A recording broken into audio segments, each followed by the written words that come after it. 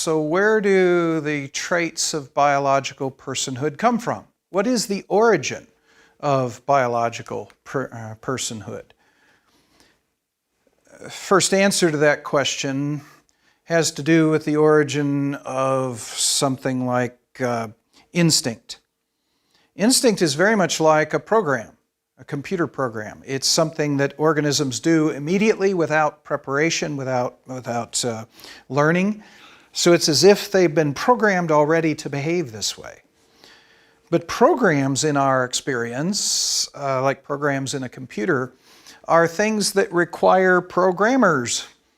We have never encountered a program that just spontaneously arose under natural circumstances. There is some sort of human programmer that created each program we're familiar with.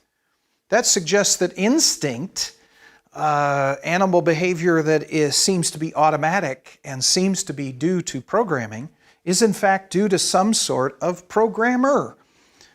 But what is it that programmed the instinct of animals? In a naturalistic perspective, there is no organism aside from animals, certainly before the existence of humans, who would be able to program animals. There's no God to put the program into animals. There's no humans around to program animals. There's no smarter things around to put programs into animals. And there's no, by our experience, no natural process that would produce programs. So naturalism has a very difficult time explaining the existence of simple instinctive behavior of animals. Animals that would behave in particular seemingly programmed ways. Whereas a theistic perspective would say, we've got a God who put programs, he's smart enough to create programs, and he chose to put instinctive programs into organisms so that organisms could behave in programmed fashion. Then when it comes to such things as emotion, where does emotion come from? Where does a will come from? Where does a sense of humor come from?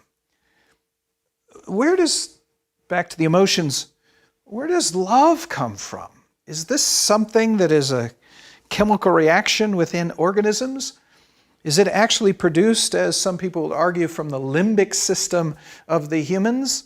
Or is something stimulating the limbic system to in fact express the emotions? Where does love come from? Where does fear come from? Is this something that can be made by the physical world? Is it part of the physical world? Our impression is that these sorts of things, emotion, will, humor, they may be aspects of the non-physical world, of the soul the Bible talks about in animals and in humans. And if so, if it's really a non-physical entity that creates these things, then there's no way to explain the origin of these things in a naturalistic worldview. Evolution has no mechanism to explain the origin of non-physical beings or non-physical things like humor, emotion, will. And even if they aren't actually non-physical, we have no idea what creates them or what could create them that evolution could in fact create. Instead, a personal God who wants to show his personhood by putting characteristics of personhood into organisms would explain the origin of these things quite readily. And the naturalistic worldview has no adequate explanation for the characteristics of personhood. What do we do with this information then? We've got evidence of the personhood in the organisms of the planet. Our responsibility as priests is to take the things we learn in the creation and learn about God. And there's much I think we can learn about God through the elements of personhood. The spectrum of perfection of distinctness, of discontinuity, points to the uniqueness of God. So the more we learn about animal distinctness, the more we learn about God's holiness. The spectrum of perfection of activity of organisms. organisms from those that don't seem to move at all the way up to organisms that are very, very active. There is a spectrum of perfection that suggests there is a being who is infinitely active, who is all-powerful, that being God. The spectrum of perfection of intelligence seems to point to the existence of an organism that has, or a being that has infinite intelligence, a God of omniscience. The spectrum of perfection of will seems to point towards a being that has unlimited in its will, that has truly free, fully free will. A spectrum of perfection of emotion seems to point to a God who has perfect emotion, who is full of emotion, who can emote all emotions with infinite perfection. The spectrum of perfection of self-awareness seems to point to a being who is fully self-aware, like the I am who I am of Scripture, the self-existent God. The spectrum of perfection of personhood seems to point to a being who is a perfect person, the person of God Himself. The spectrum of perfection of relationship seems to point to a being that has perfect relationships, which in turn is quite consistent with the idea of a triune God, one who has three persons, and their three persons are in perfect relationship with one another. The biological personhood as illustration, when we see these things in the creation, point to the fact that God has created it in such a way that we're supposed to see those things. We're supposed to see all of these attributes of God in those things that are made, which indicates that the Creator is one who wants us to see Him, to know Him, to enter into relationship with Him. All of this adds up to an awesome God, one who is holy, all-powerful, all-knowing, fully free, emotive, self-existent, perfect, triune, and desires me to know Him.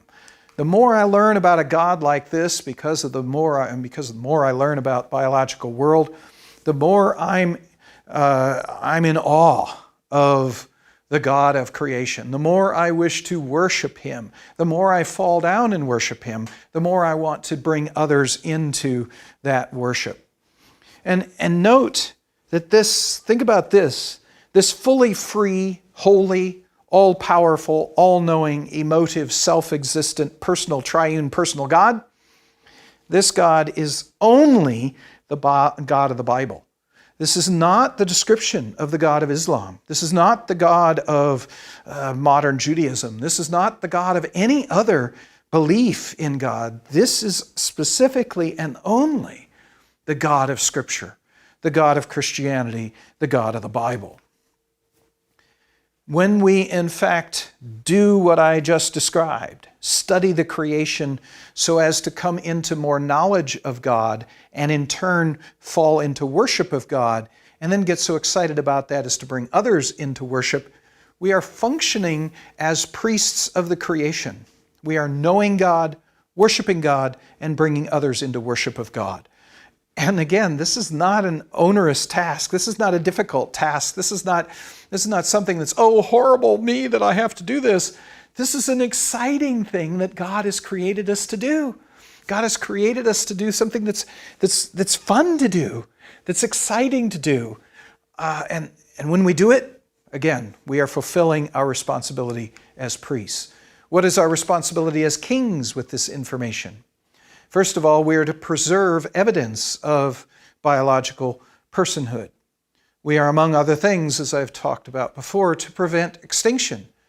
Because when organisms go extinct, we lose some of this pattern, some of the beauty of the pattern. We lose information about God along the way. We're to preserve biological uniqueness so that the uniqueness of God is evident in those things that are made. And one way to do that is to encourage breeding of animals, different animals and different plants with one another, and to avoid such things as cloning. You know what cloning actually is trying to create exact copies of something that already exists. that isn't increasing the diversity. That isn't increasing the evidence of discontinuity. That isn't increasing the evidence of beauty. That's duplicating something that already exists. The very concept of cloning is not what brings the most glory to God. It's quite the opposite. In fact, encouraging new things, different things, is what actually encourages or increases the glory of God. We're also to preserve biological activity, another the evidences of discontinuity. In this case, organisms in their wild state, when they're not in captivity, have there might be limitations on their activity because they only go so far, maybe because they're just so large.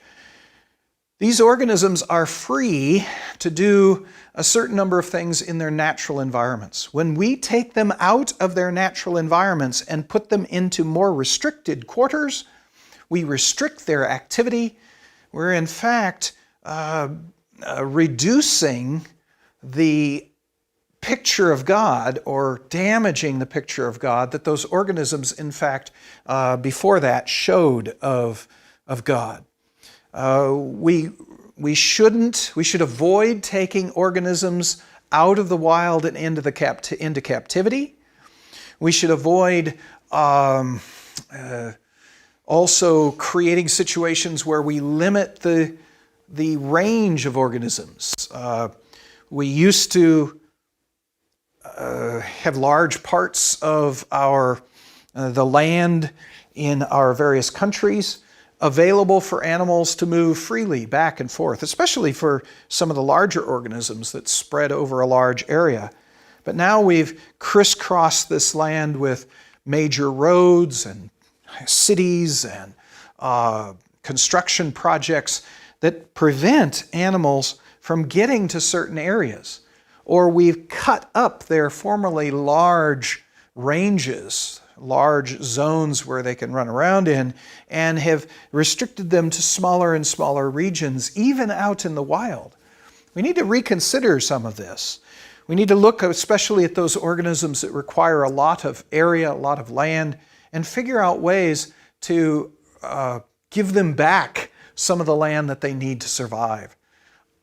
Examples in the place where I grew up in Illinois, back before the white men came into this country and significantly changed it, prairie dominated that region of the North American continent. And it was common for buffalo and other animals to range freely over hundreds, thousands, millions of square miles of land without any encumbrances, without anything to prevent them from moving from one area to another. Gradually, we have restricted the areas available for those original prairies. Animals that once required huge distances to move through to eat adequately have been restricted to smaller and smaller regions and eliminated from some areas simply because there isn't enough land for them to survive. What folks in northern Illinois have begun to do, southern Wisconsin have begun to do in recent years, is to reconnect some of these little patches of prairie from here to there in such a way that animals can move from one patch to another. So although it isn't the same old wide open spaces that it once was, for animals that need a lot of space, just simply having a pathway to go from one space to another space, in fact, in many cases, gives an animal exactly what it needs in terms of space to live. And so what they've done is taken old abandoned railroads, for example, and torn out the tracks and made that railroad path an animal thoroughfare, a zone where humans aren't supposed to mess it up, where animals can move from one of these patches to another. And it's done an amazing thing in restoring prairie organisms that have previous to this not been able to survive. Also, we should consider the freedom of animals to express their will. When we take an animal from the wild and bring it into captivity, or try to train it to do something we want the animal to do, when in fact those behaviors in the zoo or in our training procedure are in fact foreign to the animal and too much different from the natural behavior of the animal, we're restricting the will or the freedom of will of that animal in its natural environment. We need to minimize examples of domestication of wild animals. There are some animals that seem to be very easy to domesticate, very easily adapt or behave well in tame situations, domesticated situations. Other organisms don't do that at all. Those organisms shouldn't be tamed or shouldn't be domesticated. We should avoid those particular situations. Also, when we do bring in animals into zoos, or when we do bring animals into our labs to do experiments, to test drugs on, we need to, while we are dealing with them, to treat them humanely, to treat them with respect, to recognize their needs and meet them whenever it's possible. We shouldn't, in these situations, induce in the animal or create in the animal suffering or pain that is not necessary. We shouldn't, for example, cause animals to suffer to, let's say, test pleasure drugs, cosmetics, okay? There's these horrible examples of rabbits where you'd hold open the eyes of the rabbits and test how the rabbits respond to spraying hairspray into their eyes. How much do they squeal with a given type of hairspray, which is a reflection of how much pain they're in. For something like cosmetics, like hairspray or the cosmetic covering that one puts on skin, it shouldn't be that we test animals and cause suffering and pain in animals for something as unnecessary as something like that. It shouldn't be that animals are tested for nuclear weapons and other weaponry. In fact, it's become an international law for most countries to test animals for the purpose of developing weapons or for cosmetics, for unnecessary things. Now, if you're trying to test a drug to save humans from being killed off by a particular pathogen, there's a certain amount of suffering that can be justified. But let's say the suffering itself isn't necessary. We just need to know the animal's response. We have painkillers that we can give to these animals to reduce their suffering so they don't have to feel the agony. So if we have to hurt them, perhaps we can give them painkillers so they won't feel the pain, that at least they won't move into the zone of suffering. If you have to use animals for medical research, then let's use the fewest number of animals possible. It used to be we used a lot of animals because that's really the only way we had to play the game. But now we've got computer programs that in many cases can simulate the activity of animals. We only need a few animals to in fact give us the information we need to model these things in computers. So we should only do the research on the few animals that are necessary and don't go beyond that. We can also now in some cases take tissue cultures from animals, maintain those tissue cultures outside of animals, and do a lot of our research without the animal itself being there, but just having taken out an organ or a portion of an organ. And even in the taking out of the organ, we can anesthetize the animal so that the animal doesn't feel pain in the operation. When we do have to hold animals in captivity, we should treat them well. We shouldn't bring in wild animals and put them into captivity or use them in medical experiments. We should only use animals that have been bred to live comfortably in cages in those limited situations. We should, in our cages, make sure they're big enough that the animal has the freedom to move as would be natural for the animal. We should put those little running wheels in there so that animals can get the exercise that they need. And they'll take advantage of it. It's really interesting that this is something that is an advantage to them. We should give them enough food and water that they are not suffering in any way because they lack in these areas.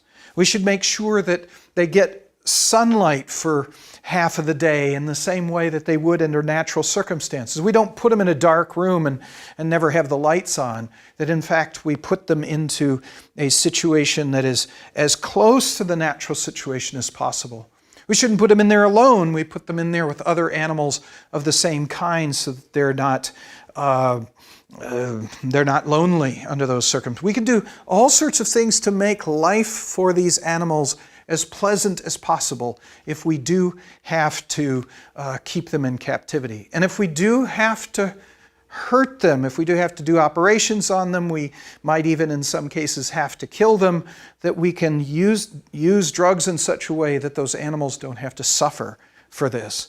There's much that we can do to treat animals humanely. Beyond those kind of minimum responsibilities to preserve the evidence of personhood among organisms, we can also enhance the evidence of biological personhood. As we breed organisms and find new organisms that God has created and hidden within organisms, as we create new breeds, new cultivars, new varieties, those give us more information about the nature of God. New relationships are created in the process. New evidence of activity, new evidence of will and intelligence and so on. Each time we create, it isn't really create, is it reveal a breed or cultivar that hasn't been seen before, we are showing more evidence. We're increasing the glory that's come to God and gaining a better understanding of God Himself. It's in these ways and others that we can fulfill our responsibility as kings for animals in the world with what we know about the evidence of personhood.